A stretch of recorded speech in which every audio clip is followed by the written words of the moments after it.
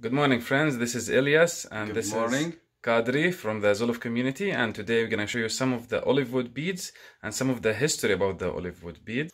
So this is only the section in the store, but we have much in storage. Now this is the Olivewood beads. It come different sizes, some 40 millimeter till 20 millimeter. It comes with a certificate of authenticity and also well packaged, as you can see, and always have some extra pieces for you.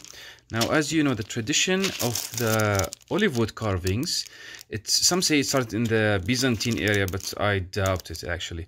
Actually, it started like 11th, 12th century by the Franciscan monks who taught the local population how to make the carvings of the Olivewood and to sell it in to the tourists in the shops and so on.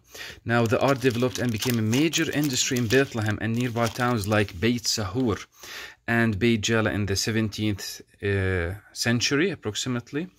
And also now since these traditions have been passed by one generation by the other and dominated by the descendants of the original local carvers, so mostly only the people working in this industry, they passing it from one to the other. Okay, now this art continue as a major source of income for the local Bethlehem population, and this is some of the other carvings we have other than the Olivewood beads. So have a great day. God bless you all from Bethlehem, and God bless.